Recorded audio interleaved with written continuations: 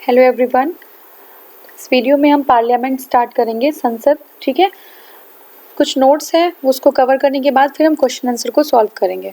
देखिए, संसद जो है केंद्र सरकार का विधायी अंग होता है। ठीक है, संसद हमारे भाग 5 में, संविधान के भाग 5 में है और ये अनुच्छेद 79 से लेके 122, आर्टिकल 79 टू 122 हमारा 122 हमारा जो है पार्लियामेंट है। ठीक है, आर्टिकल 79 की बात करें तो इसमें कहा गया है कि संघ के लिए एक संसद होती है जो राष्ट्रपति और दोनों सदनों से मिलकर बनी होती है। तो मतलब क्या है कि जो संसद होती है वो जो है प्रेसिडेंट और लोकसभा और राज्यसभा से मिलकर बनी होती है। ठीक है, लोकसभा राज्यों से 530 और संघ राज्यों से 20 प्रतिनिधि सदस्यों को मिलकर बनेगी।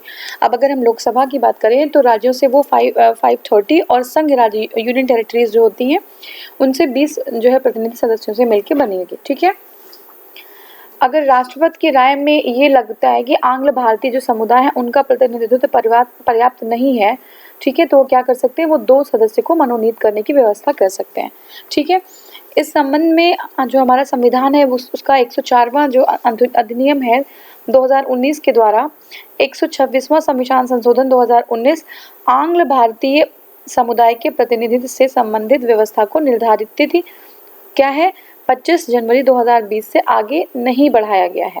ठीक है, तो अब 25 जनवरी 2020 जो है इसको आगे बढ़ाया नहीं गया है आंग्ल भारतीयों के लिए नॉमिनेशन। ठीक है, इस प्रकार आंग्ल भारतीय समुदाय से लोकसभा में 2 सदस्यों के नामांकन की व्यवस्था समाप्त हो गई है। लोकसभा में राज्यवार सीटों का आवंटन 1971 जनगणना पर आधारित है। तो याद रखिएगा, जो राज्यवार सीटों का आवंटन है वो 1971 की जो है जनगणना पर आधारित है। 84वें संविधान संशोधन अधिनियम 2001 के अनुसार यह निर्धारण जो इसका निर्धारण वर्ष है 2026 तक जो है यथावत रहेगा। ठीक है, तो 1971 की जनगणना चलेगी 2026 तक। लोकसभा में राज्यों की जनसंख्या के आधार पर सीटें आवंटित होती हैं। ठीक है, राज्य की जनसंख्या जितनी है उसी के अकॉर्डिंग सीटें जो है अलॉट हो जाएंगी। लोकसभा की अवधि प्रथम अधिवेशन के लिए नियत तारीख से 5 वर्ष तक की होगी। तो जो लोकसभा है उसकी अवधि क्या होगी, प्रथम अधिवेशन के लिए नियत तारीख से 5 वर्ष की होगी। राष्ट्रपति को 5 वर्ष से जो इनका इतना अधिकार होता है कि वो 5 वर्ष से पूर्व ही राष्ट्रपति किसी भी समय लोकसभा को विघटित कर सकते हैं। ठीक है, आपातकाल में संसद की अवधि एक बार में 1 वर्ष तक बढ़ाई जा सकती है।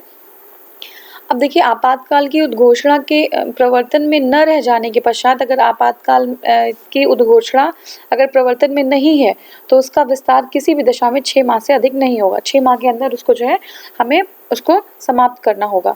ठीक है, लोकसभा का सदस्य बनने के लिए आयु जो है कम से कम 25 ईयर्स की होनी चाहिए, 25 कम से कम 25 साल की होनी चाहिए। ठीक है, किसके लिए, लोकसभा के लिए। और लोकसभा का अध्यक्ष लोकसभा का स्थगन अध्यक्ष करते हैं। लोकसभा का जब स्थगन करना होगा तो अध्यक्ष जो है वही लोकसभा का स्थगन कर पाएंगे, जबकि सत्रावसान कौन करता है, सत्रावसान और विघटन का काम राष्ट्रपति करते हैं। तो याद रखिएगा, कंफ्यूज नहीं होना है, स्थगन जो है वो अध्यक्ष करेंगे, सत्रावसान और विघटन राष्ट्रपति द्वारा किया जाएगा। आर्टिकल 93 के अनुसार लोकसभा के सभी सदस्यों द्वारा अध्यक्ष एवं उपाध्यक्ष का चुनाव लोकसभा के सदस्यों में से ही किया जाता है। तो देखिए, जो अध्यक्ष और उपाध्यक्ष होंगे वो लोकसभा के सदस्य होंगे। राज्यसभा में ऐसा नहीं होता, ध्यान रखिएगा।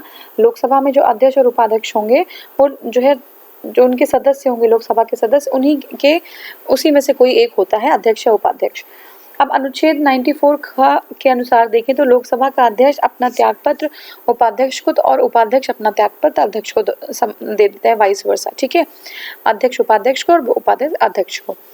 अब देखिए, जो अध्यक्ष होंगे लोकसभा के उनको सभी सदस्यों के बहुमत से पारित संकल्प के द्वारा ही हटाया जा सकता है, नॉर्मल प्रक्रिया से उनको हटाया नहीं जा सकता। सभी लोग का जो है बहुमत होगा तब उनको हटाया जा सकता है।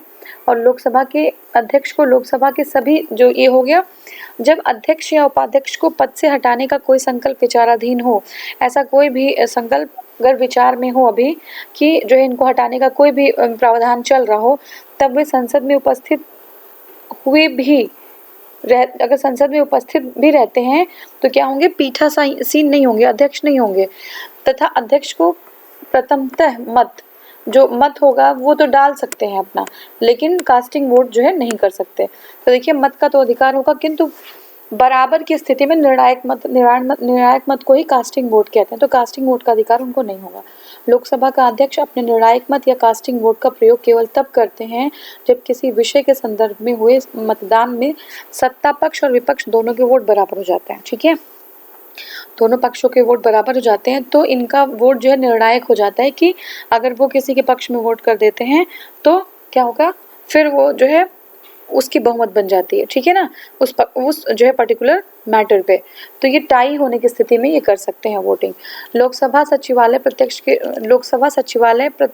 रूप से लोकसभा सदस्य के अंतर्गत कार्य करता है। जो लोकसभा सचिवालय होता है वो डायरेक्टली जो है लोकसभा के अध्यक्ष के अंतर्गत काम करता है। प्रोटेम स्पीकर की बात करें तो देखिए, प्रोटेम स्पीकर आम चुनाव के बाद नवनिर्वाचित लोकसभा सदस्यों को शपथ दिलाते हैं।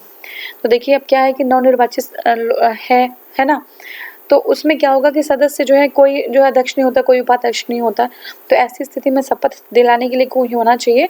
तो ऐसे इस स्थिति में एक प्रोटेम स्पीकर जो है हम उसी में से चुन लेते हैं और वो क्या करते हैं कि वो शपथ दिलवाने का काम करते हैं। ठीक है, अब देखिए जब नवनिर्वाचित जो सदन है उसमें लोकसभा के अध्यक्ष के चुनाव के पहले लोकसभा के सामान्यतः सबसे जो वरिष्ठ सदस्य होंगे उनको प्रोटेम स्पीकर चुना जाता है। ठीक है, तो आप ये बता सकते हैं कि ये ट्रेडिशन हमने कहाँ से लिया था, सबसे वरिष्ठ सदस्य को प्रोटेम स्पीकर बनाने का जो हम इंडिया में ये जो प्रचलन है वो हमने कहाँ से लिया था, वो आप कमेंट सेक्शन में बताएंगे। ठीक है, नेक्स्ट है अनुच्छेद 85 के अनुसार लोकसभा के एक सत्र के अंतिम बैठक और आगामी सत्र के प्रथम बैठक के बीच 6 माह से अधिक का समय नहीं होना चाहिए। मतलब 2 बैठकों के बीच 6 माह से अधिक का समय नहीं होगा। ठीक है, इसके हिसाब से अगर देखें तो कम से कम एक वर्ष में 2 बार सत्र, जो 6 माह का अंतर नहीं होना चाहिए, तो एक साल में 2 बार सत्र बुलाया जाना चाहिए। ठीक है ना, अनुच्छेद 103 के अकॉर्डिंग लोकसभा या राज्यसभा का कोरम गणपूर्ति कुल सदस्य का 1/10 होता है। तो एग्जाम में आता है कि कोरम जो है कितने पे होता है, तो कोरम जो है 1/10 पे होता है। ठीक है, जो जितनी लोकसभा या राज्यसभा का कोरम जो है टोटल सदस्य का 1/10 होगा तो कोरम पूरा कहा जाता है। मुख्य विपक्षी दल की मान्यता हेतु भी यही सदस्य संख्या आवश्यक है। तो विपक्षी दल जो है उनके लिए भी कोरम की अगर है तो 1/10 ही होगा। ठीक है, उत्तर प्रदेश लोकसभा में सर्वाधिक प्रतिनिधि हैं। उत्तर प्रदेश से लोकसभा में कितने हैं, 80 जो है रिप्रेजेंटेटिव हैं। इसके बाद फिर महाराष्ट्र है, तो ये सीक्वेंस में लगाने के लिए आ जाएगा। सबसे ज़्यादा कहाँ पे, यूपी में है, फिर महाराष्ट्र में 48, फिर पश्चिम बंगाल में 42। ठीक है, अगर प्रेजेंट में देखें तो जो लोकसभा का निर्वाचन क्षेत्र के लिए चुनाव व्यय की जो अधिकतम सीमा है लोकसभा के निर्वाचन के लिए, जो चुनाव की जो अधिकतम सीमा है वो है 70 लाख रुपए। विधानसभा निर्वाचन क्षेत्र के लिए 28 लाख जो है, विधानसभा का अगर हम देखें, लोकसभा का तो 70 लाख है, विधानसभा का अगर निर्वाचन देखें तो 28 लाख रुपए कर दिया गया है। ठीक है, लोकसभा का जो प्रथम चुनाव था 25 अक्टूबर, याद रखिएगा डेट, 25 अक्टूबर 1951 से 21 फरवरी 1952 तक चला। यह चुनाव 489, याद रखिएगा कितना, 489, 498 नहीं है, 489 सीटों के लिए हुआ था। प्रथम लोकसभा का जो पहली लोकसभा का जो पहला अधिवेशन था वो 13 मई 1952 को हुआ था। ठीक है, तो पहला अधिवेशन कब हुआ था, 13 मई 1952 को।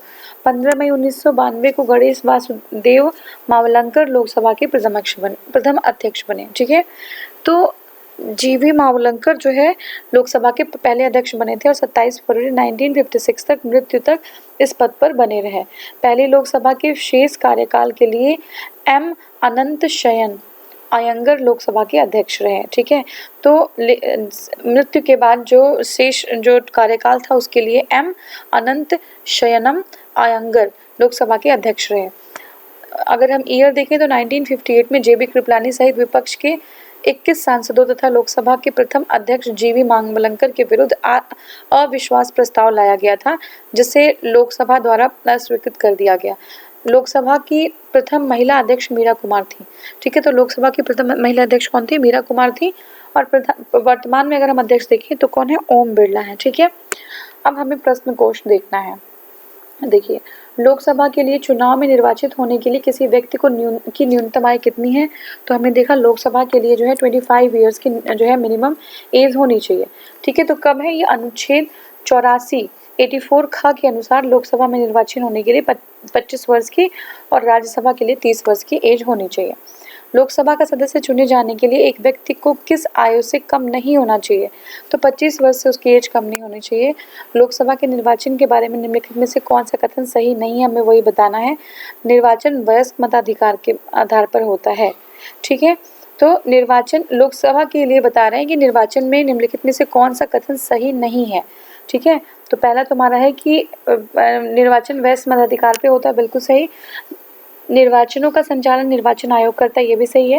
निर्वाचनों के लिए मतदाताओं की सूची को राष्ट्रपति के निर्देशन और नियंत्रण में तैयार किया जाता है, ये गलत हो जाता है। निर्वाचन आयोग के आधार पर राष्ट्रपति निर्वाचन आयोग को उनके कार्यों के वहन के लिए आवश्यक जो है कर्मचारी जो लोग हैं, गण हैं, उनको उपलब्ध करा देते हैं, ये भी सही है। तो तीसरा आपका गलत हो जाता है। ठीक है, तीसरा, भारत की मतदाता सूची का निर्माण केंद्रीय निर्वाचन आयोग के निर्देश और नियंत्रण में किया जाता है, तो ये हमारा सही है। आर्टिकल 324 एक के जो है इसके अंतर्गत हमारा इलेक्शन कमीशन आता है। ठीक है, नेक्स्ट है लोकसभा के निर्वाचन के लिए नामांकन पत्र तो भारत में निवास करने वाले किसी भी व्यक्ति द्वारा दाखिल किया जा सकता है, बिल्कुल सही है। अच्छा, नामांकन पत्र भारत में निवास करने वाले किसी भी व्यक्ति द्वारा दाखिल, किसी भी व्यक्ति द्वारा नहीं। ठीक है, उसके लिए एक एज लिमिट होनी चाहिए, तो ये गलत हो जाएगा। जिस निर्वाचन क्षेत्र में निर्वाचन लड़ा जाना है वहाँ के किसी निवासी के द्वारा दाखिल किया जा सकता है।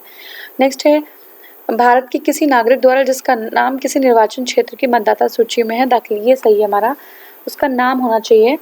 ठीक है, जो जनप्रतिनिधित्व अधिनियम 1951 है उसके अनुसार लोकसभा सदस्य के निर्वाचन के लिए नामांकन पत्र दाखिल करने के लिए किसी नागरिक को राज्य या संघ राज्य क्षेत्र में किसी निर्वाचन क्षेत्र का पंजीकृत मतदाता होना चाहिए। ठीक है, वर्ष 2003 में भारत जो सरकार है द्वारा राज्यसभा के निर्वाचन के लिए ऐसी बाध्यता को समाप्त किया गया है। ठीक है, तो ये हमारा आंसर है और नेक्स्ट वीडियो में आगे के क्वेश्चंस को हम कवर करेंगे। Thank you so much for watching.